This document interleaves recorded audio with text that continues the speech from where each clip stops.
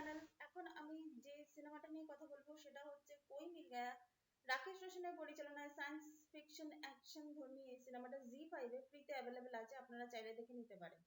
এই সিনেমার music director Rajesh Roshan, এবং এই সিনেমায় মুখ্য চরিত্রে যারা যারা অভিনয় করেছেন রেখা ম্যাম, ঋত্বিক রোশন, প্রীতি জিন্টা সহ আরো অনেকে এখানে অভিনয় করেছে। এখানে গল্পটাকে যদি আমরা ছোট করে বলি সেটা হচ্ছে যে ডক্টর সঞ্জয় মেহরা যে চরিত্রটাতে পরিচালক রাকেশ রোশন নিজে অভিনয় করেছিলেন, এবং তার স্ত্রী সোনিয়া এই চরিত্রটাতে অভিনয় করেছিলেন রেখা ম্যাম। তো সেই সময় ডক্টর সঞ্জয় মেহরা এমন একটি জিনিস, কম্পিউটারে এমন একটি জিনিস তিনি আবিষ্কার করেন যেটার ফলে আমি ঠিক বলবো না, মানে তার পরবর্তীকালে তার অকস্মাৎ মৃত্যু হয়, এবং সেই সময় তার স্ত্রী প্রেগনেন্ট ছিলেন। পরবর্তীকালে তার পুত্র সন্তান জন্ম নেয়। তার নাম হচ্ছে রোহিত। এই চরিত্রটা ঋত্বিক রোশন অভিনয় করেছে। তো রোহিতের চরিত্রটা যেরকম এখানে দেখা যাচ্ছে যে মেন্টালি চ্যালেঞ্জড একটা ছেলে। সে শারীরিকভাবে তার বয়স যদি 22-23 বছর তাকে যদি দেখতে লাগে, কিন্তু মেন্টালি তার গ্রোথটা হয়নি। সে এখনো, মানে আমরা সিনেমায় যেটা দেখতে পাই যে সে 15-16 বছরের ছেলে মানে মানুষদের মতো সে আচরণ করে, ছেলে মেয়েদের মতো স্কুলে। এবং তারই সঙ্গে পড়া অনেক স্টুডেন্টরা তার থেকে এগিয়ে গেছে, স্কুলের গণ্ডি তারা পেরিয়ে গেছে, কিন্তু আমরা দেখতে পাই যে রোহিত তখনও 10th ক্লাসও সে পেরোতে পারে না। এই সময় তার জীবনে আসে নিশা, এবং তার যে স্কুলের যে বন্ধুরা তাদের কথাও আমরা জানতে পারি।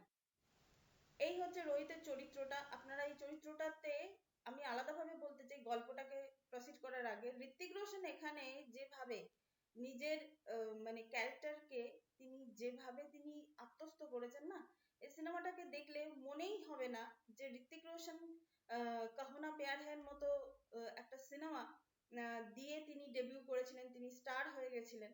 তো এইখানে এই সিনেমাটাতে তিনি যে সত্যি সত্যি একটা কমার্শিয়াল মুভি, কিন্তু এই সিনেমাটাতে যে তিনি সত্যি সত্যি একজন ভালো অভিনেতা, সেই অভিনেতার যে সত্তাটা সেটা কিন্তু তিনি এখানে ফুটিয়ে তুলেছিলেন।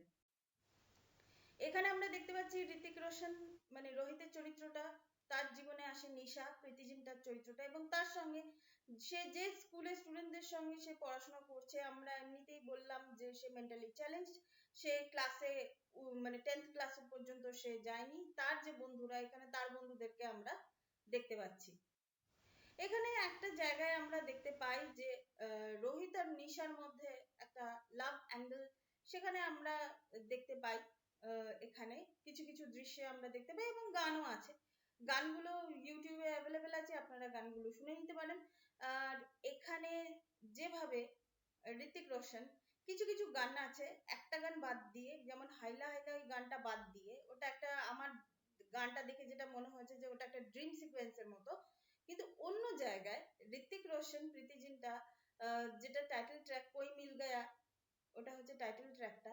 সেই টাইটেল ট্র্যাকে ঋত্বিক রোশন কিন্তু ওই মেন্টালি চ্যালেঞ্জ রোহিতের চরিত্রটাতেই কিন্তু সে আছে, সেটা কিন্তু কোনো ড্রিম সিকোয়েন্স না। কিন্তু তবুও দুজনকে দেখে, মানে প্রীতি জিন্টার যে আচরণটা, মানে নিশার আচরণটা ম্যাচিওর পার্সনের মতো, কিন্তু রোহিতের আচরণটা একদম মানে ছেলে মানুষের মতো। তো দুজনের আচরণের কম্বাইনে কিন্তু মানে কম্বিনেশনটা কিন্তু খুব বেশ ভালো। ওটা কিন্তু রোমান্টিক সং হিসাবেই কিন্তু দেখতে মানে ভালো লাগছে। এরকম মনে হচ্ছে না যে মিসম্যাচ করছে, বা কোনোভাবে যেভাবে মানে দৃশ্যায়নগুলো নেওয়া হয়েছে, আমার কিন্তু বেশ ভালো লেগেছে গানগুলো। এরপর রোহিত আর নিশার জীবনে যে আসে সে হচ্ছে জাদু। জাদু এসে রোহিতের এই যে মেন্টাল, যে ইন্টেলেকচুয়াল যে ডিসএবিলিটিস আছে, সেই জিনিসগুলোকে ধীরে ধীরে জাদু আসার ফলে সেটা চেঞ্জ হতে থাকে। আবার জাদুর আবার একটা ব্যাপার ছিল যে জাদু সূর্যের আলো মানে না পেলে সে রিচার্জ হতে পারতো না। সেই জন্য সে বারবার করে আমরা সিনেমার মধ্যে শুনি ধূপ ধূপ এই কথাটা, মানে ধূপ মানে সূর্যের আলো। এই কথাটা বেশ বেশ ভালো লাগে, আর আমার জাদুকে খুব বেশ ভালো লেগেছে। খুব মিষ্টি একটা কিউট, মানে এটা আমাদের সামনে পরিচালক প্রেজেন্ট করেছেন জাদুকে। এবং জাদুকে নিয়ে যে যে সমস্যাগুলো তৈরি হয়েছে, জাদু রোহিতের জীবনে আসার পর থেকে যে যে সমস্যাগুলো তৈরি হয়েছে, সেই সমস্যা এবং কিছু ছেলে আছে, মানে ছেলেদের এখানে দেখানো হয়েছে কি একটা গ্যাং দেখানো হয়েছে, তারা যে রোহিতকে যে বারবার বারবার করে আঘাত করছে, রোহিতকে, নিশাকে, এবং তার সঙ্গে সঙ্গে জাদুকেও যে তারা আঘাত করছে। একটা বাস্কেটবল কম্পিটিশন হয়েছে ছিল এখানে এই সিনেমাটাতে, সেটা কিন্তু বেশ ভালো লেগেছে বাস্কেটবল কম্পিটিশনটা। এবং সেখানেও কিন্তু ওই সূর্যের আলোর একটা কিন্তু প্রভাব আছে। আর জাদুকে যেভাবে বাচ্চারা নিয়ে ঘুরছে একটা ছোট্ট একটা সুন্দর বস্তার মধ্যে করে, যেটা কিন্তু দেখতে বেশ ভালো লেগেছে আমার। কিন্তু সত্যি বলছি, আমি এগেইন আমি বলছি, আমার জাদুকে কিন্তু দারুণ লেগেছে এই সিনেমাটাতে। এবং এটা হচ্ছে শেষ দৃশ্য, যখন জাদু রোহিতকে ছেড়ে, ফাইনালি রোহিত আর নিশাকে ছেড়ে ফাইনালি সে চলে যায়। রোহিতের জীবনটা অনেকটা পরিবর্তন করে দিয়ে সে ফাইনালি তার জীবনে সে চলে যায় জাদু। এবং এইখানে আমরা যেটা দেখতে পাচ্ছি ব্যাকগ্রাউন্ডে হচ্ছে এই মহাকাশযান, যেটা অ্যাকচুয়ালি জাদু তো অন্য গ্রহ থেকে এসেছে, ভিন গ্রহের প্রাণী আমরা যেটা বলতে পারি। তো জাদু যখন চলে যাচ্ছে, তখন রোহিতের সঙ্গে এটা যে তার শেষ দৃশ্য, সেই দৃশ্যটা কিন্তু দেখতে আমার কিন্তু বেশ ভালো লেগেছে।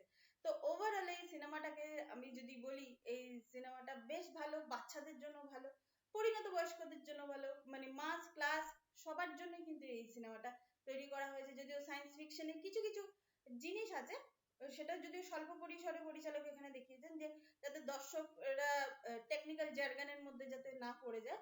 তো কিছু কিছু জিনিস আছে যেগুলো খুব সাটল ওয়েতে দেখানো হয়েছে, কিন্তু বাদ বাকি জিনিসগুলো কিন্তু বেশ সুন্দর লেগেছে আবার এই সিনেমাটার মধ্যে। তো এটাই ছিল ওভারঅল এই সিনেমাটাকে নিয়ে আমার বক্তব্য। Thank you so much, that's all, please keep watching and please subscribe my channel. Till then, good by.